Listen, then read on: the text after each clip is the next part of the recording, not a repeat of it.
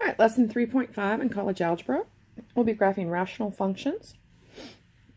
I want to remind you from Algebra 2 when we did Bobo and Betsy that the Bobo stood for that the degree was bigger on bottom, so y equals 0 would be the horizontal asymptote. Betsy stood for if the degree of the bottom equaled top, and then the asymptote, horizontal asymptote, was y equals the coefficient. And then when the degree was bigger on top, we divided to obtain an oblique asymptote. So that's where we're going to be working with that again in this course. So to start off with the parent functions for the graph of 1 over x, and then also the graph of 1 over x squared. So f of x equals 1 over x. If you always start with a table of points, now remember, if you try to plug in 0 here for x in that denominator, that would be undefined. So that's where we get that vertical asymptote of x equals 0. If I plug in -1, so it would be 1 divided by -1, that would be -1. Plugging in 1, 1 divided by 1 is 1. 2, 1 divided by 2 is 1/2. If I plot those points, this is what the graph ends up looking, something similar to that. And again, like I said, that's the parent function for 1 over x. If I did the graph of 1 over x squared, again, x can never be 0. So that's going to give me that vertical asymptote from that bottom of x equals 0. If we plug in -1, so 1 over -1 squared, well, -1 squared would be 1. 1 divided by 1 is 1. If I plug in 1, that'd be 1 over 1 squared, so therefore 1. And then if I plug in 2, 1 over the 2 squared. 2 squared is 4, so that would be a fourth. If you look at the graph of that, this is what you would obtain. Talk a little bit about the asymptotes at this point. So the vertical asymptote is always going to come from setting that denominator of the reduced function, the denominator equal to 0. So therefore x equals 0 is the vertical asymptote for the first one. Now where did I get y equals 0 from? Well, if I took a look, let's say I was to plug in 1,000,000 for x. If I did 1 divided by 1,000,000, $1 divided by 1,000,000 people. If you think about that for a second, $1 divided by 1,000,000 people, I mean, that would essentially be 0. Everybody essentially gets almost really 0 cents. See, so if I took 1 divided by 1,000,000,000,000 and 1 divided by 1,000,000,000, the larger that number gets on the denominator, when I'm taking 1 divided by that, the smaller and smaller that y value is. So small that we actually call that an asymptote of y equals 0. And that's what's happening to my graph here. As x gets really, really, really, really, really large, going way out here to the right, that y value is getting closer and closer to 0. Same thing happens even if I come over here and plug in -1,000,000, -100,000, negative whatever. It's still also going to be very close to 0. By the statement Bobo and Betsy, the degree was bigger on bottom because the numerator's degree is 0. It's x to the 0. There is no x. The denominator is x to the 1. See, so the degree is bigger on bottom, therefore the horizontal asymptote would be y equals 0. Okay, on the other side, for the g of x equals 1 over x squared, again, the vertical asymptote, this fraction is already reduced, so the vertical asymptote, take the denominator equal to 0, that would be x equals 0. The horizontal asymptote, again, I have Bobo, the degree is bigger on bottom, so therefore it's y equals 0. And again, y equals 0. And think about that, 1,000,000 squared. 1 divided by 1,000,000 squared. That's 1 divided by a number that's even bigger than 1,000,000. Therefore, it's definitely getting close to 0. And then the same if I go down to the negative side. They also asked a lot, they like to ask a lot of questions about domain and ranges in college algebra. Remember this domain right here, my x can never ever be 0, so therefore this domain is representing every number in the world except all the real numbers except 0. The range in this case, if I look how low does this graph goes, it goes to -infinity, goes up to, does never reach a 0, and then from 0 to infinity. So the range was also that. Now on the other one over here, my domain, again, all the x's, it's left forever, but it stops at 0 and then picks up again from 0 and goes to infinity. Again, that denominator, x cannot be 0, and that's what this is telling me. X cannot be 0 for all real numbers. But my range in this situation, it will never equal 0, but it does go up forever, so notice the range is going from 0 to infinity. All right, some of your questions in your homework will ask you, it'll be multiple choice graph, it'll ask you like which one has this for the domain and range, and then you choose the graphs that match it. Sometimes you'll go from the graph and then you'll go to the domain and range. So just be able to go back and forth on this, please. So this graph, y equals 4 over x, give its domain and range. See, if I go back to those two parent functions, does it look like f of x or does it look like this g of x? I hope you're thinking it looks like the f of x. It looks like the graph of 1 over x. That would be correct. The only thing that would change about it is that 4 would change the vertical stretch of 4. So the graph should look very similar to, let me go ahead and put this graph on here, to this graph right there. Except it would be steeper, faster, basically, because it's going to have a vertical stretch of 4. If I was to make an XY table, which would be, I would highly advise you make XY tables for this section of your homework and your test. I would always start with that denominator equal to 0, so I would start with x equals 0 in the middle of my table. Plug in numbers around that. So 4 divided by -1 would be -4. 4 divided by +1 would be 4. 4 divided by 2 would be 2. And so therefore, if it was a multiple choice graph, you'd be able to easily figure out which graph it is at this point. Okay, I also like you to be able to plot both of your asymptotes. So this vertical asymptote was x equals 0 from the denominator. So here's the vertical line, x equals 0. Then I have Bobo or Betsy, so I had Bobo. The degree was bigger on bottom, so the horizontal asymptote was y equals 0. This is y equals 0 across here. Then if I plot these points, then I would know where to draw the curve. Domain did not include 0, and the range again this time did not include 0 either. For this graph, f of x equals the opposite of 1 divided by the quantity of x minus 3, and give its domain and range as well. See, again, this is going to look like the graph of 1 over x. There's nothing squared. So this would be the parent function again. Something similar to this one. Okay, not that one. That was the squared one, so I'd want this one. Now, that graph right there. So, but I got a negative in the front. So we should be thinking, okay, well, a negative in the front is going to flip it over the x-axis. Okay, so a negative in the front flips the graph over the x-axis. So let me go ahead and draw that. Therefore, this, let's see how it's showing up. Not very good. That would be the graph. This one's 1 over x. Flip it over the x-axis. Okay, then after that, right here, it says then take the graph and shift it to the right 3 units. We would then take this graph right here that we've already reflected over the x-axis, and we would shift it to the right 3 units. So, here we go. So there's for the graph, 3 units to the right, reflected across the x-axis, vertical asymptote. That always comes from take the denominator equal to 0. If you're looking at home, first time listening to these notes, please pause it and write that down. A vertical asymptote comes from set the denominator equal to 0. So that would be x minus 3 equals 0. That gives me x equals 3.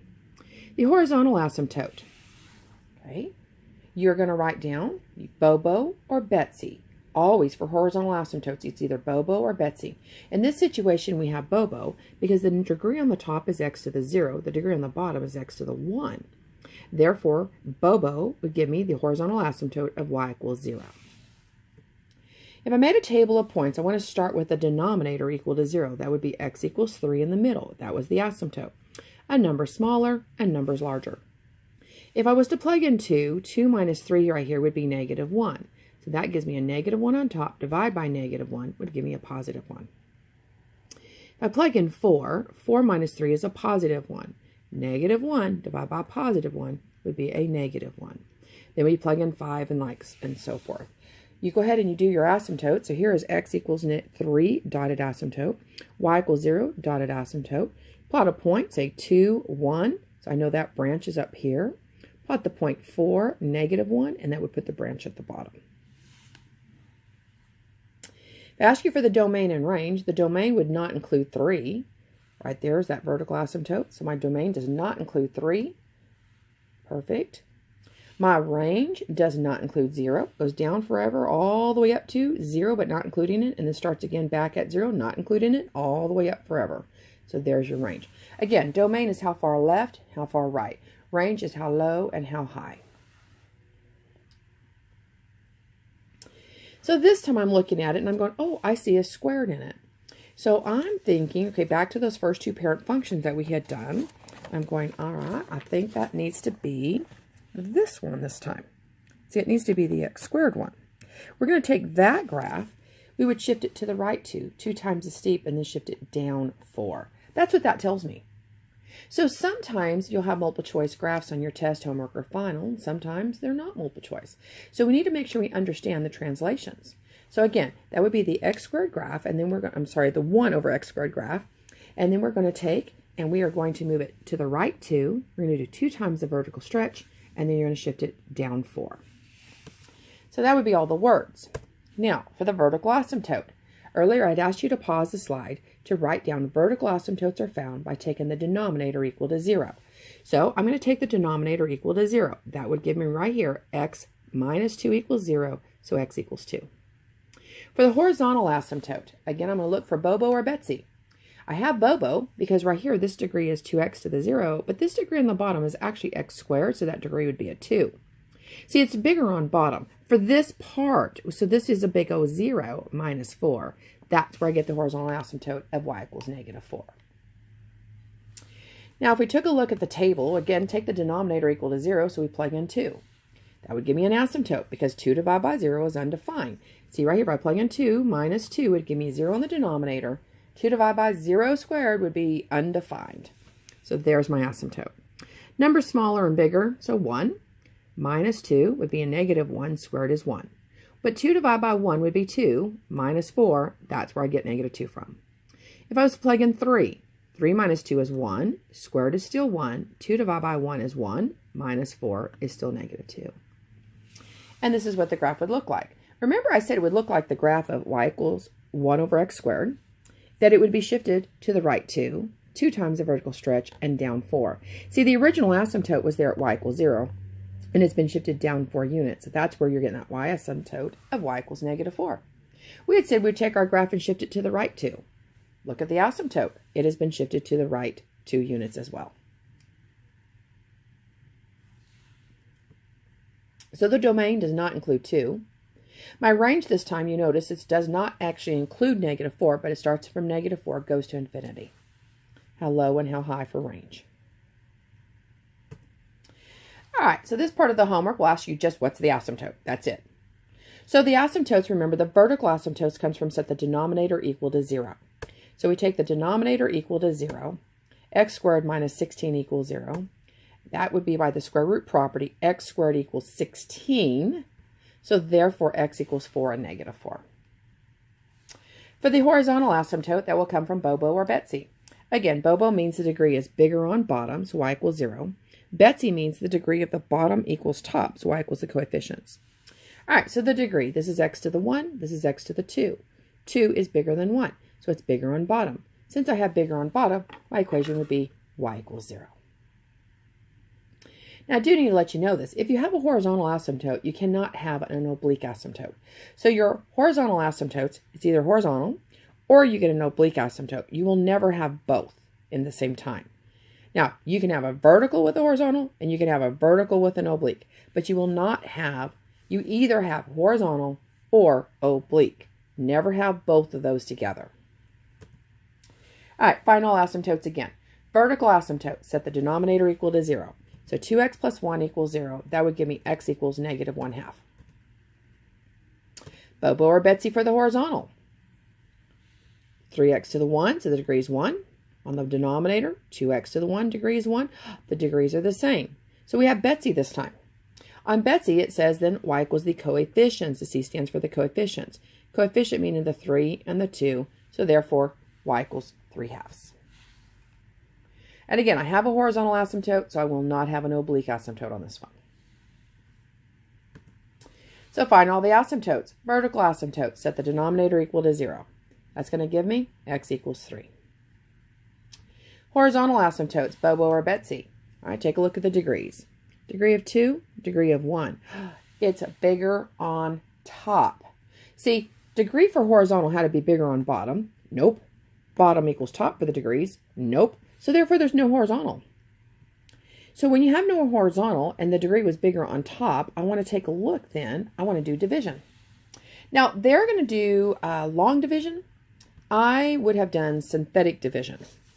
When you do synthetic division with this, make sure from the denominator, that would have been x equals 3 goes in the box. The coefficients are 2, 0, and 5. And let me go ahead and write this down real quick, and then I'll put this on the screen. Okay, so when I do my synthetic division, all right, let's put this back, sorry. All right, so I had to choose x equals 3. My coefficients, it went 2x squared, 0x, plus 5. So 2x squared, 0x, plus 5. So what happened then is I brought down my 2, multiplied, add, multiply, add. I don't need the remainder. I just put an x out there for my remainder. I don't need it when I'm looking for the asymptote. So the asymptote would be y equals 2x plus 6. Notice they got y equals 2x plus 6 for the oblique asymptote.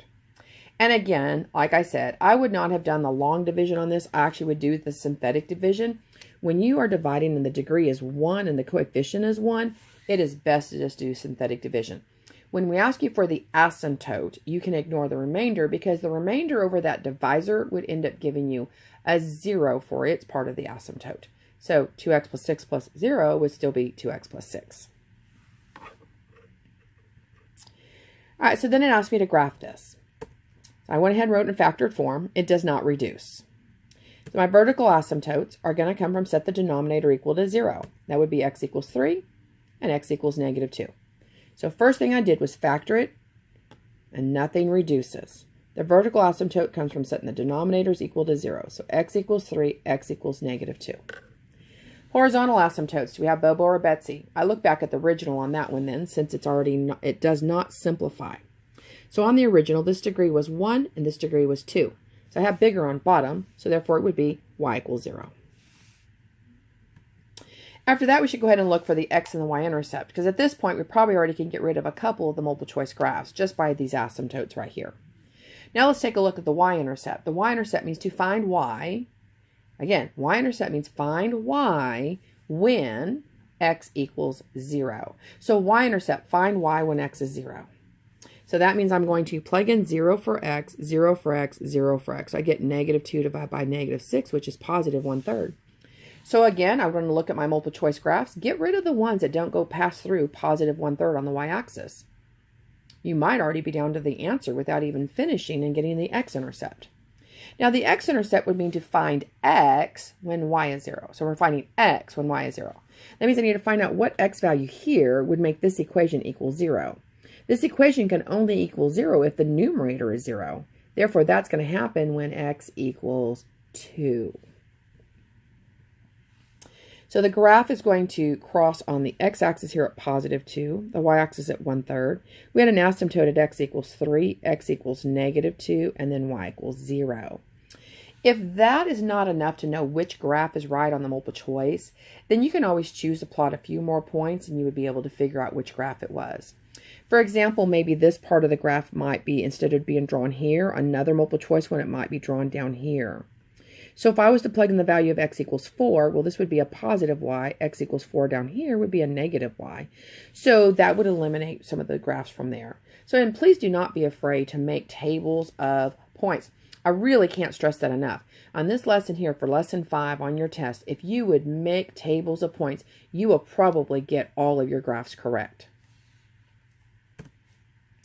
So again, we're going to make the graph. So we're going to do it by steps first. We're going to talk about that. But we're going to factor it. Nothing factors and reduces. Okay. So then my next step should be to look for the vertical asymptote. We take the denominator equal to 0. So that was x plus 1 from the denominator. Set it equal to 0. So you get x equals negative 1. Horizontal asymptotes. You always look for either Bobo or Betsy. So again, this is 4x to the 1. This is x to the 1. Hey, the degrees are equal. So since the degrees are equal, my horizontal asymptote will be y equals the coefficient, meaning the coefficient of 4, the coefficient here is a 1 in front of this. So y equals 4 divided by 1 would be y equals 4. Okay, go get rid of a couple of multiple choice graphs at this point probably. All right, the y-intercept needs to find y when x is 0. So this would be 0 minus 2, 0 plus 1. It's going to cross on the y-axis at negative 2, that tells me. The x-intercept means to find x when y is 0. So that means I need to set this equation equal to 0. But again, that time the equation will equal 0 will only happen when that numerator is 0. So therefore, that's going to be, it's going to cross the x-axis at positive 1/2. You go ahead and look at your multiple choice graphs. It should cross here at positive 1/2 on the x, it should cross at -2 on the y. You should have an asymptote at x equals -1 and 1 at y equals 4. And then again, if that's not enough to know which one was the right graph, then please plug in some other numbers around x equals -1. So I'm supposed to graph x squared plus x divided by the quantity of x minus 1. And I factor the top. Nothing reduces. So I'm back to vertical asymptote. Set the denominator equal to 0. So x equals 1. Horizontal asymptote. We either have Bobo or we have Betsy. See, this degree on the top is 2. The degree on the bottom is 1. So since the degree is bigger on top, oh, I don't have one of those for horizontal. See, horizontal is only bigger on bottom or bottom equals top. So therefore, there is not a horizontal asymptote. But we have an oblique asymptote. Now, when it's bigger on top, we actually want to divide. Now, they did long division. I prefer synthetic division. And again, when you do synthetic division, you ignore your remainder for the, in other words, the quotient is your asymptote. So the quotient was y equals x plus 2. So I take a look at my y-intercept now. It means find y when x is 0. So that'd be 0, 0, 0, and -1. Well, 0 divided by -1 would be 0. All right, the x-intercept means to find x when y is 0. That means when will the equation equal 0? Well, y'all, the only time this equation can equal 0 is if that numerator is 0. If I go ahead and factor that numerator, so that's going to happen when x is 0 or when x is -1. This one's going to cross the x-axis in 2 places. This is actually what your graph ends up looking like. So again, we had a vertical asymptote of x equals 1. We had an oblique asymptote of y equals x plus 2. Notice right here, it crosses at 2 on the y-axis. Slope is up 1, right 1, up 1, right 1. It crossed on the x-axis at 0 and -1. So there's 0 and -1. And so if it crosses on 2 points in this little corner, then the graph has to go there. To figure out another point, like in other words, would this part of the graph go here towards these asymptotes, or would it be up here? Well, I could plug in 2 for x. So let's plug in 2. So if I had plugged in 2 for x, 2 squared would be 4, plus 2 is 6. I can remember I had 6 up here, plugging in 2 for x. 2 minus 1 is 1. See, this goes through the point 2, 6. Boom. And that told me where the graph is. So again, make tables of points, please. All right, this one, again, we're going to see if it factors. So you would try to factor the top. It does. Oh, it not just factors, but it also factors and reduces. So it reduces down to the equation of y equals x plus 2. Now, what we need to remember is that we're saying that these two expressions are equivalent except at x equals 3. See, I can plug 3 into this linear equation and get 5. But if I plug 3 into this original equation, I get 0 in the denominator. And we can never have 0 in a denominator.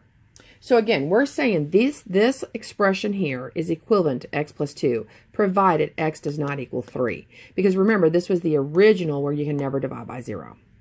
So what happens is this means I'm going to have the graph of a line, because that's the reduced expression, except I will have a hole in it at the point when x equals 3.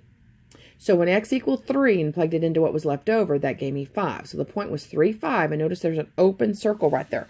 There's actually a hole here in the graph for this function.